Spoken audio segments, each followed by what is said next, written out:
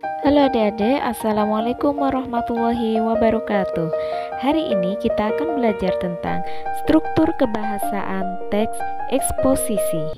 Teks eksposisi memiliki beberapa ciri kebahasaan. Yang pertama yaitu istilah. Yang kedua, terdapat beberapa kata sifat atau adjektiva. Yang ketiga, banyak terdapat predikat berupa verba atau kata kerja. Dan yang keempat, terdapat kalimat aktif transitif dan aktif intransitif. Adapun penjelasannya sebagai berikut, yakni istilah.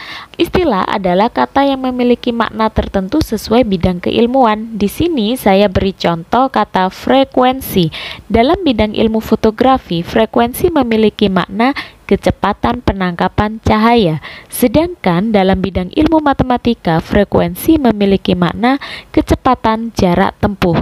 Berbeda lagi dengan bidang fisika, di mana frekuensi memiliki makna kekuatan bunyi. Ciri kebahasaan yang kedua yakni kata sifat atau adjektiva. Namun sebelumnya kita harus mengenal terlebih dahulu jenis-jenis kata. Ada kata sifat atau adjektiva, kata kerja atau verba, kata benda atau nomina, dan kata keterangan atau adverb. Nah, di dalam teks eksposisi nanti akan banyak kita jumpai kata sifat atau adjektiva.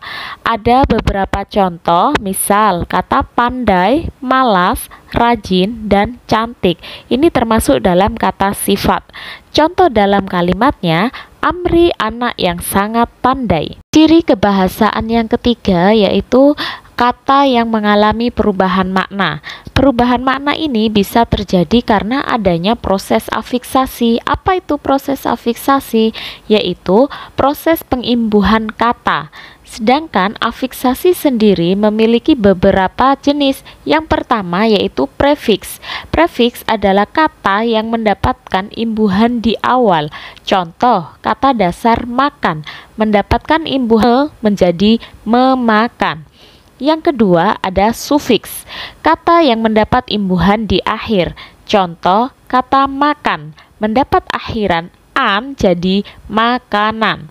Yang ketiga ada infiks atau sisipan, kata yang mendapat sisipan di tengah.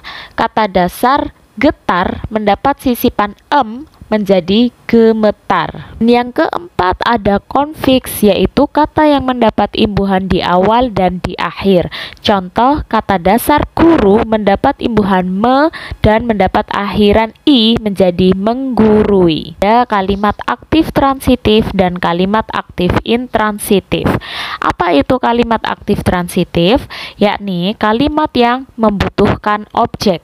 Apabila objek itu dihilangkan, maka kalimat itu sudah tidak bermakna lagi atau sulit dipahami. Contoh, kata saya makan, dia tetap membutuhkan objek karena jika hanya ditulis saya makan itu belum bisa dipahami atau masih ambigu artinya. Jadi perlu ditambahkan objek bakso. Jadi kalimatnya menjadi saya makan bakso, seperti itu. Yang kedua adalah kalimat aktif intransitif. Kalimat ini tidak membutuhkan objek. Apabila objeknya dihilangkan, maka kalimat ini masih tetap diterima atau bisa dimengerti. Contoh, saya tidur. Semua orang tahu kalau tidur adalah kegiatan memejamkan mata, jadi tidak perlu ditambahkan objek. Ciri kebahasaan teks eksposisi yang terakhir adalah kalimat yang memiliki predikat berupa verba.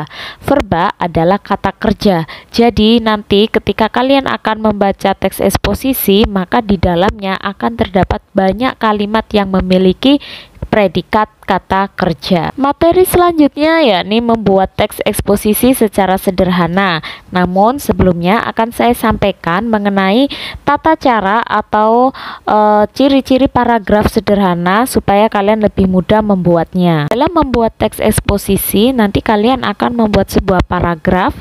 Nah, perhatikan paragraf yang baik minimal terdiri atas 3 kalimat. Kemudian ditandai dengan alinea. Apa itu alinea? Alinea itu bagian yang menjorok ke tengah. Jadi itu merupakan penanda sebuah paragraf. Kemudian di dalam paragraf itu pasti terdapat satu gagasan pokok dan diikuti dengan kalimat penjelas. Nah, itu tadi penjelasan dari saya tentang teks eksposisi. Sekarang mari kita berlatih untuk membuat teks eksposisi. Silakan kalian lihat tema yang ada di halaman 77 di kitab kalian masing-masing.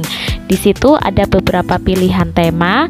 Silakan dipilih dan ini akan saya berikan contoh satu. Silakan perhatikan paragraf berikut. Ini saya ambil tema yang pertama, yaitu air sungai bermanfaat bagi pengairan sawah dan ladang.